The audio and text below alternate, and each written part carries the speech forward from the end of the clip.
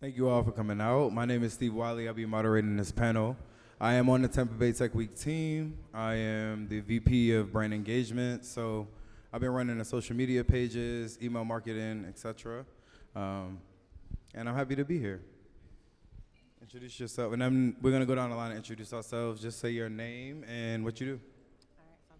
Hey guys, how you doing? I am Mykah, also known as Mykah the Maven. I am in digital marketing and I'm also a content creator as well. I sell digital products. I'm based in Dallas and I'm happy to be here today. It's gonna be a fun conversation. Good afternoon, everyone. My name is Mark Lebrun. I'm super excited to be here. A little bit about me. I run a digital marketing agency, and what we do is we help businesses and brands scale their online influence. So we take care of social media management, content management, YouTube marketing, all the things. And I happen to be someone who also loves Jesus unapologetically, so I want to put that out there. Amen. And I really enjoy spending time with my family. I got a beautiful baby daughter. She's 4, and she runs my life.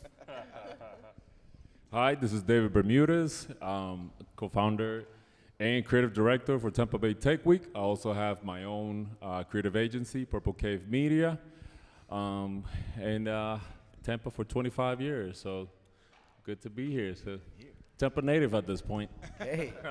Nice. Okay, so let's get into it.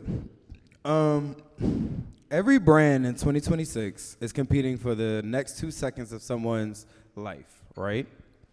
85% of ads fail within 2.5 seconds. 43% of consumers don't trust AI-generated ads, right? So I'm gonna ask the audience a question, get y'all involved. How many of you have scrolled past an ad in the last 24 hours of a Me. brand that you actually like? Oh, they actually like, oh, actually, No? y'all are not telling the truth. I've scrolled past so many. What'd you Okay. say? What was your question? Yeah. No? Okay. That's interesting. Okay. So, how many of you have shared something, a post, a video, or a newsletter from a brand in the last month? A celebrity. Let's add that too. Okay. No. Interesting. Nice. Right. So, actually, based off that response, I would love to know from our panel, what are if you were to run an ad, right? We're starting an agency, you have a brand, you want to run an ad. What companies or ads do you see that you actually engage with? For me, I love the ads that feel less production-wise, like produced, versus organic and familiar, and you could tell that it's done from a cell phone. I don't know what has happened to me over the last 15 years being on social media, but it seems like my attention gravitates to people who are creating organic, simple content that really just feels like I'm speaking to a natural person, not necessarily somebody who's performing. Now, I do those type of things. However, just for me personally, I like to consume some type of ad content that feels like, man, I'm right next to this person. I would have to agree. I like authentic ads as well, but I'm on a creative side of marketing, so I like those attention-grabbing, quick storytelling, and then quick solution-solving ads. So the more unique and persuasive and like storytelling it is, I think I like, but also don't take too long to get to the point because I gotta go. I like the ones that are unique. The design is what grabs my attention. The ones that they're completely different from everything else. I think in social media we have a lot of noise that between memes and videos and things like that. Something that's completely unique, whether it's storytelling, whether it's the colors, whether it's the story they're trying to tell is very different. That's what's gonna get my attention. And it doesn't matter what the product is. If you completely different from when I'm doing the scroll, I'm gonna pay attention and I'm gonna engage. Okay. So to piggyback off of that, I have a question for you, David. You run a creative agency, and if you guys don't know, he is the creative director for Tampa Bay Tech Week. So all the beautiful graphics that you see, is this guy right here. Okay, so you run a creative agency, right? And your job is to make things capture attention. What does a good creative look like for you in 2026? And does AI help or negate from that? Oof. I think AI is a great tool. I think it separates the people that recognizes good and bad creative, the ones that have good taste and bad taste. I think a good analogy will be if, no shade to Walmart, nothing like that, but if it's dressing out of Walmart and you put a Gucci suit and you walk into a building, you're gonna make a difference. I think that goes the same to any brands that we work with. When you make that difference, when you make that connection difference from everybody else, that's what's gonna make an impact. AI, I think, is making everybody be generic. It has the same look, it has the same feel. There's no strategy behind it. So being that unique, that bold personality is what's gonna make the difference when everybody looks the same. Okay. Thank you. Okay, so volume has destroyed the value of presence, right? Everybody wants to be a content creator. Everybody wants to post. Some people think that posting a lot is being consistent. So Mykah, I have a question for you. When a client can now generate 50 social posts in a time that it took to produce one a couple of years ago, what does it mean with volume, and how do you approach how much you post to actually drive good engagement? Yeah, exactly. So when it comes to volume, strategy matters, and I'm a content strategist above all. I don't think just throwing out anything is the best idea. If you show up with strategy and purpose and actually a reason behind your post, less frequently than someone who just throws something up, I kind of think that's better, even though people go viral for the most random things. But virality doesn't always mean success for your business. You can go viral for the wrong thing. I went viral for a tree. I was walking in my neighborhood and I posted this tree. It looked like AI. It was this crazy. I've never seen anything like it. 10 million views, actually. 10 million views 10 million. on one platform. I grossed like 50 million across all of my channels, but it was like the worst thing possible because I went viral for trees. And I don't garden. Everyone's asking me about trees. I was like, I don't care. And so that kind of sucked because I got the brand awareness. I got my followers increased. But once I started posting for a purpose, which is my digital product, I started losing followers because they were hoping to see trees.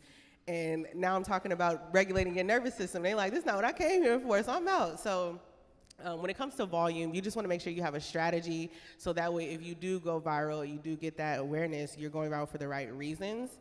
But yeah, strategy over everything else.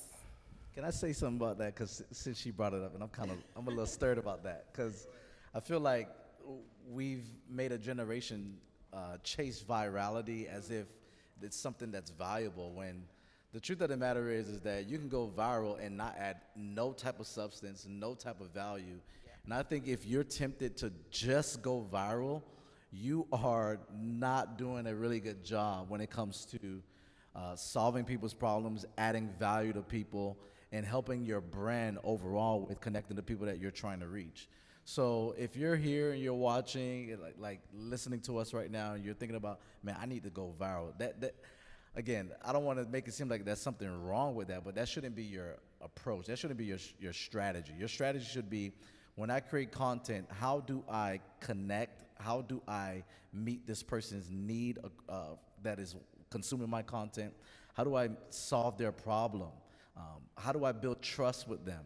Those are the type of questions that you have to ask in order to even start building some level of virality. But if it's only virality, you're gonna get hurt. So to piggyback off of that, Mark, you build an audience that genuinely engages. But I want to know, what is your biggest mistake you made when you started getting a lot of engagement? Man, great question. I think one of the biggest mistakes I made was not knowing what my offer was. I'm not gonna lie to you. Because, so I stumbled across becoming an entrepreneur. I, I, I wouldn't say that. The work that I'm doing right now is not something that I intentionally wanted to do. Yep. I am in ministry. I'm a pastor. I love helping people grow in their faith. But back in 2020, when I was blowing up online, and I grew to over like 300,000 subscribers, millions of views across multiple platforms. What was working for me, people started noticing, and what happened was a lot of people in my network, business owners, entrepreneurs, they started asking me like, how are you doing what you're doing? And I did not have an offer. I did not know what to give them. I was taking $50 an hour. Couldn't believe those days, man. $50 an hour to just, share my wisdom and expertise. So for me, one of the biggest mistakes I would have to say is when I was first starting out, I should have had an offer. I should have had some clarity around my service or a product that I want to give to people who are resonating with what I have to offer. So I would encourage everyone here, if you're online, please don't just, post without some level of intention behind it. Have something valuable to give for the person that's consuming your content. Thank you for that. So, to go off of that, if you do what you're supposed to do, you make content, it's engaging or whatever, you can become an influencer, right? And you can make a lot of money. You get brand deals. So I have a question for Mykah. Who actually has the leverage in the brand creator relationship right now?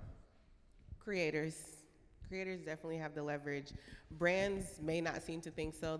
Some of them still operate like they're running the show when really they're borrowing the creator's audience. You're borrowing their community.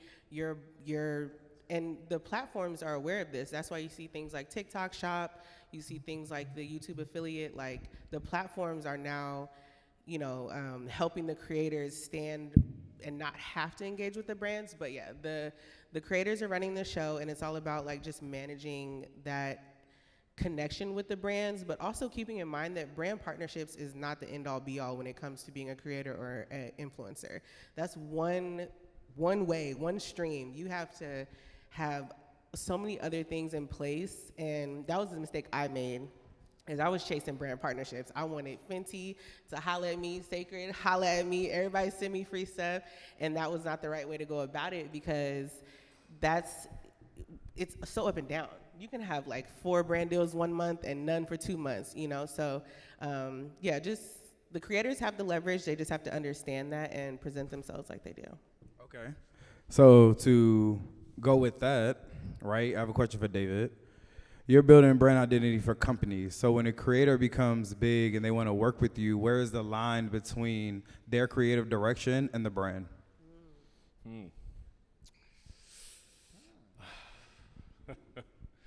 I think if the brands don't know who they are, I think that's what the problem is.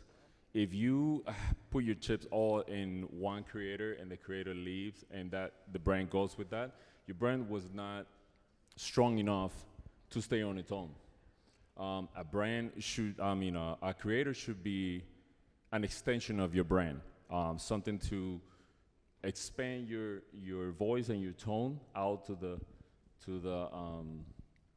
their own media, to their own audience. But if they leave, your brand should still stay strong. I think best case scenario, the creator will open the door for your brand. Worst case scenario, the creator leaves, but your brand is still staying intact. Just move the page. Find some other venues to expand your brand, your voice, and your tone. I 100% agree with that, and I think that to take it outside of social media, to bring it back before the days, you could think about like when we had MTV and TRL, right? Like if Carson Daly was not on TRL, it would not be TRL. So I don't think that TRL had the brand more so than a person, right? Like when you think about American Idol, you still think about Simon Cowell, even though he hasn't been on the show in years. So I definitely resonate with that. I mean, there's some brands that still depend on their own personality. Like you have recently Mr. Beast. He's the personality. He's the Right. brand. But when you have a brand like But a it's starting his. brand, that you can rely on a creator to create the voice for you. You're just using it as an extension of you. Like, Okay. So next question. With brand building and performance. CAC is climbing because brands optimize for 30-day ROI while neglecting 24-month trust building horizon. Right? So, Mark, how do you convince a founder who's looking for a Q4 growth target that the thing they can't measure yet is the thing that matters the most? Oh, I convince. I like to do the. That's a really great question. I feel like when it comes to the topic of branding, what you want to have is who do people say that you are when you're not in the room? And I'll tell you this right now, if a company or a founder is not looking to create some level of brand awareness around answering that question, then they're already in the red. So I like to compare it to like Apple. Everybody knows who Apple is, what they represent, why they do what they do. I'm an Apple fan. Shout out to all the Android users in here. You should switch to Apple. But when we, Apple's not sponsoring me for that. But when you think of the word, when we talk about apples, a lot of people think of Steve Jobs. A lot of people think about innovation, all the things that surround Apple.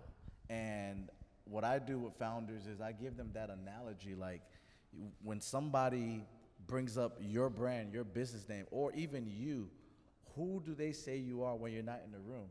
And that's what I feel like needs to be at the top of the conversation. You also have to pick and choose your battles in those conversations because a lot of times when you're in marketing, other people don't understand the intricacies and just like the unknowns as well as you might because you're in the field. So I've had to just pick and choose my battles like, okay, you don't want to invest in this campaign, but you want to reach this number and you think it'd be better with ads. And it's like, sometimes founders just don't get it. And that's been a problem for me. It's crazy that you said that because my next question for you is how do you justify to leadership that you need more money for a brand spend? So my bad. The cost, the customer activation cost is how I speak to founders. It's like, because marketing is great, but metrics and money matter as well. So I understand that that's their focus while the marketing is my focus. So I just trying to connect with that and explain like, if we're spending all this money to get one customer, we're not going in the right direction. So offering just different unique ways, that's kind of why I've been brought on to a lot of different teams is my ability to hop on trends really fast, create high performing content, high engaged campaigns, things of that nature to really showcase the work. And just metrics are so important. Like I should probably get KPI tatted on me because the way I have to be so present with the indicators and just show how things are performing because a lot of people don't get marketing. Like we went viral last week. Why are we not making $1 million in sales? Well, because we went viral for the wrong reasons and we didn't, follow up properly. So yeah, just the customer acquisition cost is like the main conversation that I have. Nice. And to transition that, David, if you do not have a budget, right? okay. And we are familiar with that because, we worked on Tampa Bay Tech Weeks together and we bootstrapped and did all the things we could do to pull this together. So thank everybody for coming out. So how do you make creative that sticks when you don't have a budget to advertise and get a billboard and do social media? AI? Yeah. We didn't use AI that much. Yeah. Small brands don't have $500,000 to, let the brand marinate and over time build it. I think right from the start, small brands needs to be bold, needs to be different. That's going to be the distinctions between them and the bigger brands, and that's what's going to make them different on every platform, on social media, on ad campaigns and things like that. It just be unique. Have that distinction, have that message that's going to be different than everybody else. It's not about, you could have 50 ads that 3 will convert, but then you have 5 with a unique message, clear message. Each of those are going to convert, and the ad spend and the media spend is going to be way less than the big brands. The big brands have the money, have the time to test A, B, C, and D, and see what works for them. The small brands don't. So if you keep unique and you stick to your brand and you stick to your voice and tone, I mean, you're gonna excel in any space. Can I give a shout out to y'all team real fast, Tampa Bay, because the fact that you guys pulled this off in less than 4 months is incredible. Can we give them a round of applause? I think when you're a small creator or small business just starting out, do what they did. And here's what I've observed. You guys leverage the power of connections. The people that you've galvanized are influencers, are investors, are entrepreneurs, people who are movers and shakers in the city. And what I've noticed is you've connected with the right people to help amplify and create some motion among people in the Tampa area. So what I love that Tampa Bay tech community has created is a collaborative environment, bringing so many people from all around Tampa. We got people from Riverview to St. Pete to Clearwater. Like, that's amazing. And I think that's something that we could also leverage when it comes to brand building, like leveraging other people's audiences and other people's influence and other people's community. Yeah, we wanted to make an impact right from the beginning. Brand engagement, props to Steve. Numbers. And then with the branding and everything else, we wanted to, again, be bold, be distinct, and just make an impact right from the first year. So I think we did well. And I am going to toot my own horn a little bit, I am. So we have less than 1,000 followers on all social media platforms. However, our engagement rate on LinkedIn is 24%. We have over 131,000 views on Instagram with only 600 followers. So it's, again, like we're saying, I really want everybody to take away personally, like, we're talking about social media, we're talking about marketing, but don't get caught up in the numbers that don't create engagement. Don't chase going viral. You can make money and everything with 500 followers. Yeah. Don't think you have to actually be an influencer. And I know a lot of people try to say that even with your resume. Oh, get on YouTube and show them that you actually can do it. You don't have to do that. But you do need to be good at your craft. And that's all you need to do. And stand on that. And if somebody reaches out to you, follow up, be consistent, and be that person that you say you are in real life. Don't let social media really take over that from you, because social media is a tool to advance, but it's not the only means to make money. I just want everybody to know that. You do not have to become an influencer to actually do it. That's so good. Okay, so let's move into some more technical questions, right? So I'm going to start with Mark. If you have a company that you want to help, right? They have a 2,000 person email list, right? They have a low social engagement, and they are a health tech company, right?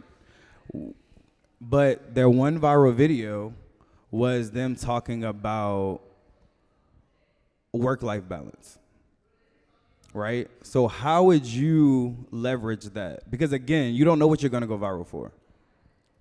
It just happens. But when you go viral, you have to take advantage of that moment to keep on that traction. So what would you do? You asked a really great question. I think there's so many ways to leverage that, but I personally would try to connect with the people in that organization that has some level of influence online. The people who were, for example, like you said, they created a video that went viral around work-life balance. I think it'll be cool to get an interview from all the co-workers, those who are serving in that organization, get them to share their perspective on what is work-life balance to them. That way, the broader audience could get a feel of what it looks like to work with people from that organization. Because I don't believe in marketing an organization only. I believe in marketing the faces or the people behind the organization. Because at the end of the day, we are human beings, and we are relational, and we connect with people. And I feel like that's probably one of the best ways to do that. Like, leverage the directors, the managers, the employees of that organization, having them share their perspective on work-life balance, but finding a creative strategy to talk about what you really want to talk about. Thank you. So to piggyback on that, Mykah, I have a question for you. So now you have content on social media. It does well. You get 100K views. You get 200K views on videos, right? But you have a product and it's not selling. Everybody's liking it, they're commenting, but you're not making money. What is your strategy for that? Been there, done that, got the postcard. So there's a couple different ways you can go about it. I think just starting, you refine while doing. So that's one of the things I had to learn. I had to just put my digital product out there, and then I started refining my strategy, refining my offer, not changing the actual product, but refining how I communicate it. So when you have those numbers, you have to lean into your metrics and see like what's working, why is it working, when is it working, and what changes can be made. So just coming up with different creative strategies from that information. That's why data is so important. That's why the metrics really matter more than other things, because you can kind of base your next move off of the metrics. So the numbers are great, but what campaign do we do now? Do we partner with another creator? Do we revise our offer? Do we have a limited time offer? Do we add a gift with purchase? Like, what else can we do to monetize or maximize this momentum that we have? Momentum is like, oh my God, I love the letter M. I don't know if y'all could tell. Mykah, momentum, money, all of the things. The alliteration. Yeah, so just getting creative, and then just, paying attention to the metrics, I think is what's gonna help maximize that moment. Okay, so to piggyback off of that, I have a question for all three of y'all. What is the metric that you look for the most to where you personally feel like, okay, yeah, I'm doing this, right? Like, I'm doing well. And I'm gonna start with David. I think the main one is a repeat customer, the one that comes back without being asked for, the one that keeps engaging with your brand without having to throw any more campaigns at him or her. I think the repeat customers. Okay. I think when it comes to campaigns, the shares are what defines, the shares is the good metric. I think the likes are nice. It's just people trying to be nice, but the shares is what definitely drives that attention, and people are like committed to that, and like they thought it was worthy of passing it forward. Mm-hmm. Does that make sense? Mm-hmm. Okay. All right, Mark. That's a great question. So from a video content perspective, I think the content that holds attention is a metric that you really need to pay attention to. How long is someone staying on that video or that piece of content? How long are you holding their attention? That's something you need to pay attention to, because as a matter of fact, the algorithm, it rewards it rewards that type of content. And what I mean by rewarding is it pushes it out into more people who are interested in that type of content based on how long somebody is consuming your content. So it's really good to grab people's attention. It's something that I teach a lot in my community, but it's most important to hold people's attention. Do you create content that holds people's attention? It's great to grab attention, but do you create content that holds people's attention?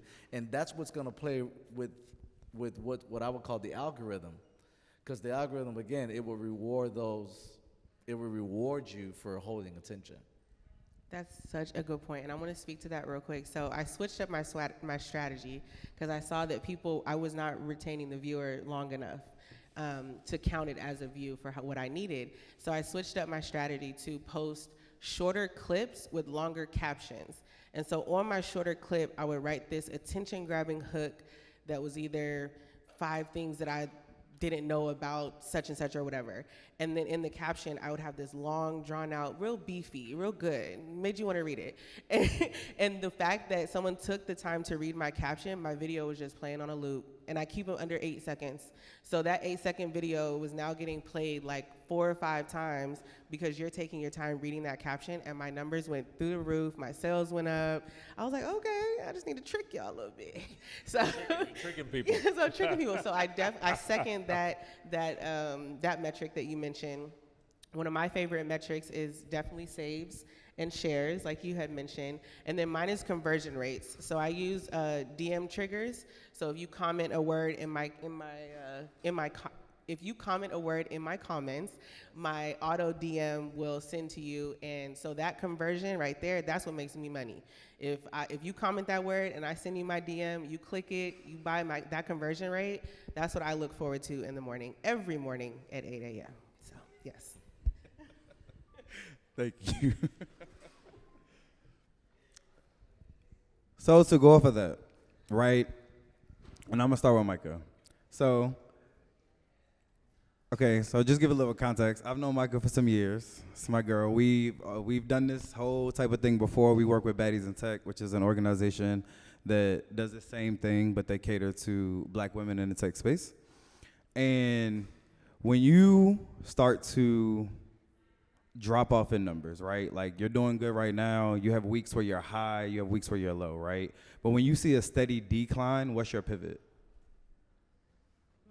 I used to panic before I learned what was going on.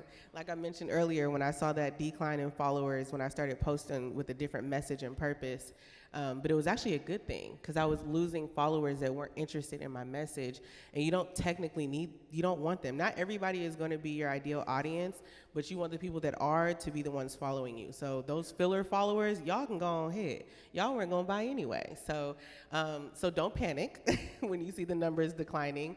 And being in marketing for so long, I've just learned to adapt and adjust so well and regulate my nervous system so I don't spaz out. It's so necessary. So it all just goes back to strategy, right? You take a look at like, where is the decline coming from? How long has it been happening? What is actually declining? Do we need that number to be rising, and just adapt and adjust? I use Claude all the time. So I love AI. Maybe not for graphics so much. I feel you with that. But I put a lot of my metrics into AI, and I have a metric meeting with my AI assistant 3 times a week. And so the feedback that I get from that, and I've seen it firsthand work wonders. Like I take the advice, make a little tweak, more sales that week. I'm just like, oh, you know what she's doing. So yeah, just adapt, adjust, don't panic, and just adjust your strategy as need be. Okay. So to go from that, Mark, what do you think is the biggest problem and why a lot of ads and content don't grab people's attention? Grab people's attention. Because there's a lot of ads, content, and stuff that does not work. So why do you think that's so? So there's so much angles I can go with that. Can I say this as a plug? Sometimes I really can't stand these organizations such as Meta, Instagram, Facebook, Google Ads, because we know what they're doing in the background. They're forcing you to pay because they're playing that game. So that's already a problem in itself, and I can go so much into that, but that's a problem because they're almost like, hey, if you spend more money, we'll put it in front of more people and more people and more people. But if you post organically, it's almost like you're not seeing results. And it's hard, and these platforms are always changing. So keep that in mind, guys. Like sometimes your content can be really good. It's just that the platform could be hating on you. No, for real. It really can. But I think one of the biggest problems where if somebody is creating an ad and it's not getting traction and things in that nature, they haven't really done the investigation for what they're giving to their audience. Like, if you don't know your audience's pain point, if you don't know their likes, what they want, like, I can tell, man, because my algorithm is crazy. I love chocolate chip cookies. I really do. I'm sorry I had to put it out there, but my algorithm knows that I'm in love with chocolate chip cookies. I like all types of chocolate chip cookies. It knows that I have that sweet tooth. You got to kind of position yourself like that when it comes to content. Do you know your audience? Do you understand what they actually need? If you do that right, your ads will triple. So that's my answer to that. I know I kind of gave a twofold answer, but. No problem. So I wanted to go off script a little bit, but I want to ask all three of y'all, what don't you like about social media? Because yes, it's a tool to make money, but like at the end of the day, we know that a lot of stuff is fake. Everything is staged. People, literally buy fake designer bags off of eBay and post them just so they can get more views, right? So like, what don't you like about social media? And what is your strategy to not lean into like what you don't like, right? Like, how do you stay authentic in what you're doing? And not just go through the trends, or if it's a trending sound or a trending look. I could start. I think social media, like I stated before, it has a lot of noise. It's hard to stay authentic when you have a lot going on. And when it comes to, if I'm trying to build a brand, it's very hard to be different within this noise. And it's a challenge. It's a challenge. It's like, what can you do different to be authentic, be distinct, and within the noise that we go through every single day when we're scrolling through social media. I think you also got to understand what your audience is. I mean, it depends what's the brand that you're trying to build. What's your audience and what's the platform that's going to work for you? LinkedIn is completely different from Instagram.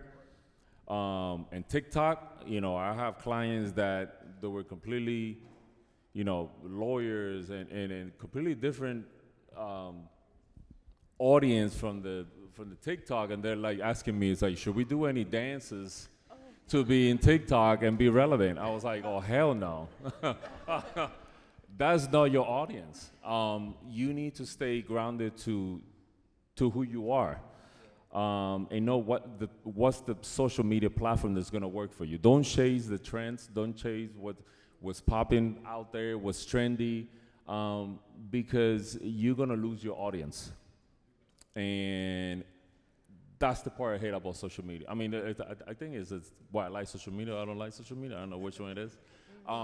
But it's reaching to an audience in social media that is not the right audience for you. It's not the right platform for you. I would say the fact that social media changes so much.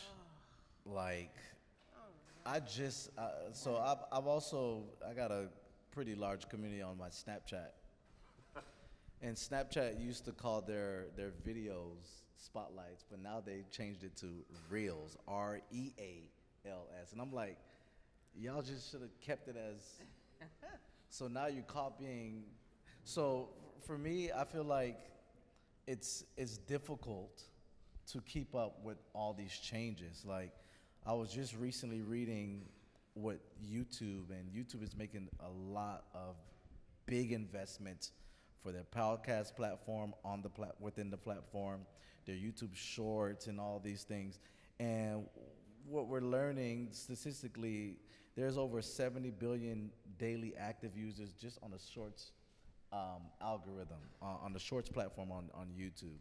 And while that is absolutely amazing, and what I don't like is that those stats kind of solicit and tempt TikTok creators to like move from that platform to that platform. And then you hear another stat from TikTok being #1 in SEO, and then now it's tempting people to go from the platform that was working for them to another platform. And that's some of the struggles that I deal with as a creator myself.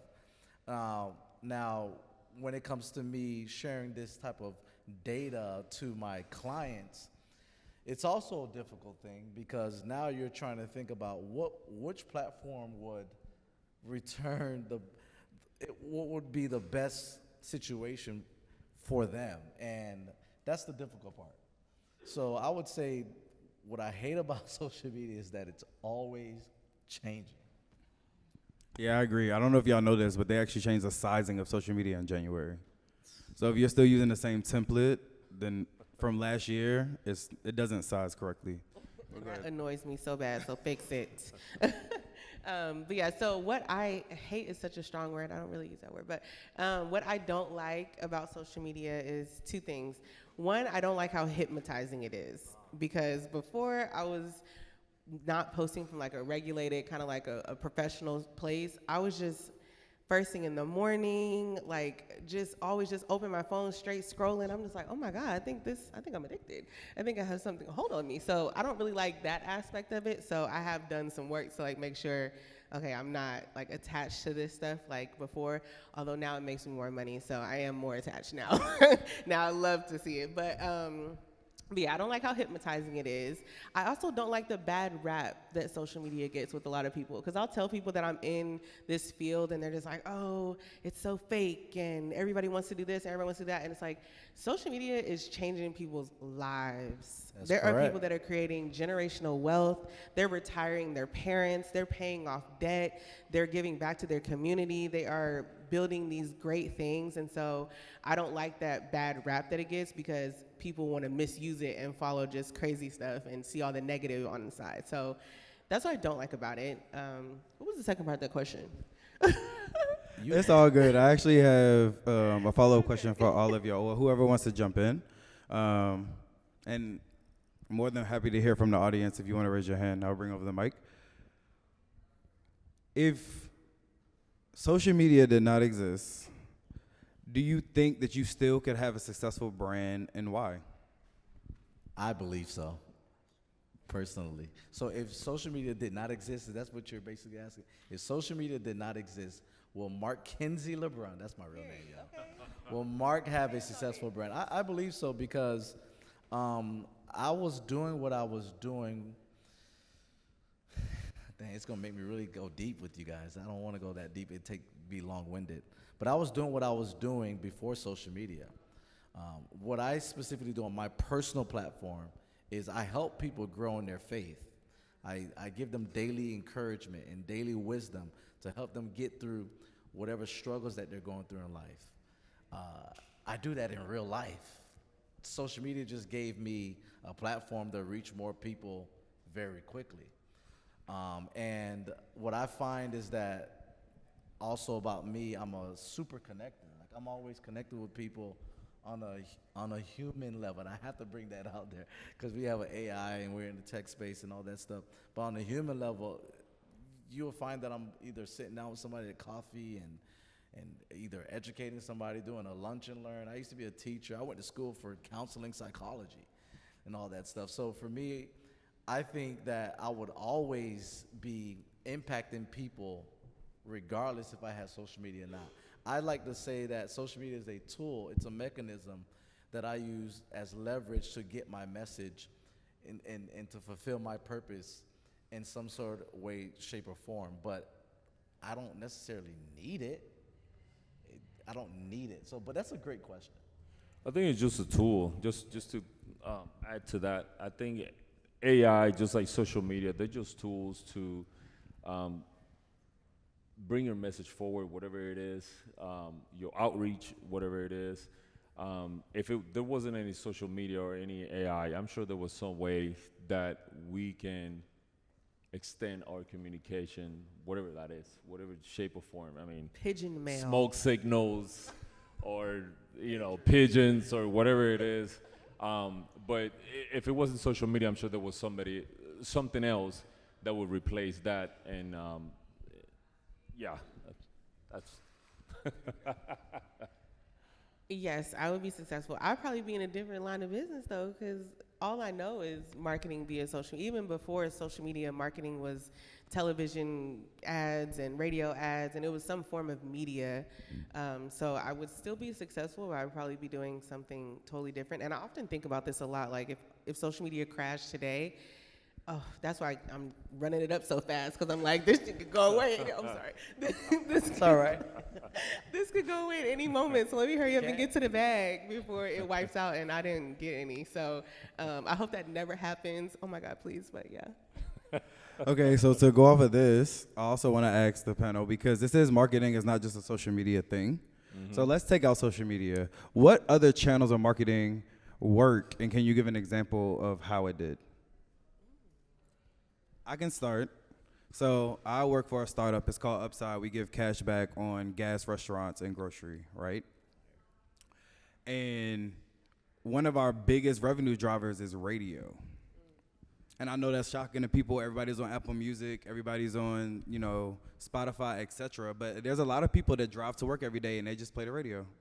And we make a lot of money off of radio ads. And I think everybody wants to tap in and be the biggest on Instagram. But I think what we talked about earlier is that you have to find the channel that works for you. And sometimes it's not a social media platform. So to throw it over to you guys, I'm gonna say radio, but what have you seen work that's outside of social media? Print marketing. Everyone has eyes. You're always gonna be looking at something. Even I did a campaign where I had this insane budget, and it was probably my favorite campaign ever. It was for a hair company, and I was doing the ads on the grocery shopping carts where you put your baby. I did print media in New York. That's what I wanted to do for Baddies in Tech. The what are they called? Poster boards. And then I did graffiti marketing on the ground because someone's always walking around. Train station marketing with the poster boards there. So print media or print marketing, whatever, is probably going to be my favorite after social. I still believe in in-person events where you could create a room full of people, galvanizing them around a subject, a topic, a common interest. That is something that's gonna always work, and I truly believe in that. Okay. I always like guerrilla marketing, like in the street, in the raw, like connecting with people one-on-one, whatever their product is. I think that's always been successful, even before social media and even to this day, because it connects to people right away. It's in your face, it's raw, and I think that's what works for me. That's my favorite one. Okay, so now that we're talking about street market and everything like that, so I recently was told that business cards are old school, and people don't really use business cards anymore. So as top marketers in your fields, what do you think about that? And should the people out here now have business cards and be passing them out? I'll start with that. I'm about to say. I purposely do my business cards very different. Having a creative agency myself, I like to stand out from the rest. So the way you touch it, the way you feel, the way you see in the card is what says everything about you in a split second. If you trying to keep it boring, you're gonna stand out as boring. I want to stand out from the crowd, so if you don't have one of mine, I'll give it to you right after this. But it's different, you know what I mean? I do everything on purpose, like one of the corners is rounded and that's it. It just creates questions. It just creates that icebreaker for a conversation to keep talking after I give you my business card. It's not just gonna be a transactional thing. It's just gonna be my business card. I'll see you later. It's kind of like, let's start a conversation. Why is your business card like this? Let's keep talking. Let's explore these ideas. So everything I do it purposely. Even my brand. It's Purple Cave, so the colors, it's always gonna stand out from the rest. It's gonna be different, it's gonna stand out in a crowd. So between my business card, my brand, my colors, everything is with an intent to always stand out from everybody else. So, I mean, I guess that's answers the question. I would say, I don't know, as a marketer, I say maybe, I guess, if you're coming at it very intentional. I personally do keep business cards that stand out to me. So this girl, her business card was the Instagram platform. Like it looked like the screen of Instagram. So I kept that one. But for the most part, I would say no, because I throw so many business cards away, child. I don't even go back and read them and then connect with you real quick. Like, I'll just throw them away, or they have makeup on them because they fell to the bottom of my purse. So you have to get way more creative with me, because I just get so many of them that it's a no. But one time I did go to a tech conference, and instead of business cards, I actually spent way too much money and had my QR code to my LinkedIn imprinted on cookies. And the only rule was they had to go add me on LinkedIn before they ate the cookie, and that went over great. That works for you, chocolate chip. Yeah, see, that would work on you. So if you're intentional and creative, maybe, but no. I don't use business cards. I still have them, but I really don't. I just do the whole Tap my phone. and especially for, again, Apple's not sponsoring this, but Apple made it super easy for me to connect with other Apple users. So I like the human part.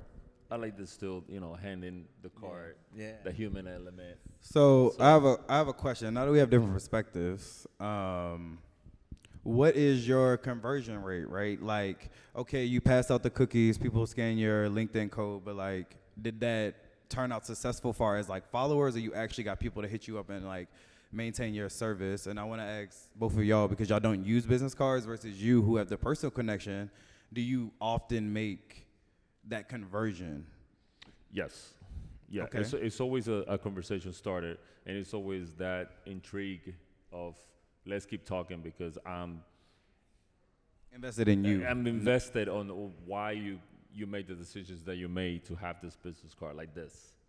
So it's never going to be a conversion. It might not be a conversion, but it's definitely going to be A follow-up. a follow-up conversation after that. Okay. Do you have the same experience? Yeah, it's very similar. Very similar. I know we're wrapping up, but I'll say this. It depends on the type of person I've connected to, because sometimes it's just and I don't want to use the word just. Sometimes I'm networking with someone that I want to get to know and deepen that relationship, and the other time it is strictly business. Yeah. So the conversion rate, sometimes it depends. It depends.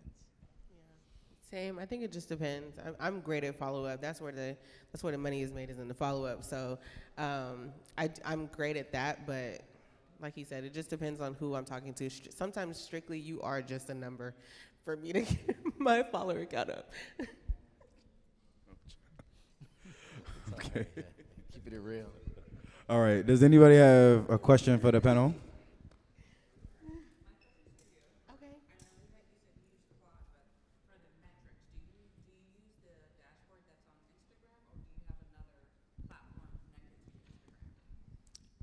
I created my own dashboard, and I just pull the analytics from in-app, because I'm doing the analytics from multiple different platforms. So I'm doing TikTok, Instagram, and YouTube, and Threads as of recently, because that's gone up crazy. So I use my own, and then I just input that information into Claude and then get my feedback. But yeah, I input the information from Instagram into the different dashboard that I have, and then I work with Claude with my personal dashboard. So Claude's not connected to my Instagram. Can it do that? And I love your outfit too. Oh, good. Absolutely. My Instagram is Mykah the Maven, MYKAH the Maven, MAVEN, across all platforms. Hope y'all all follow me. Go ahead, Cole. Go ahead.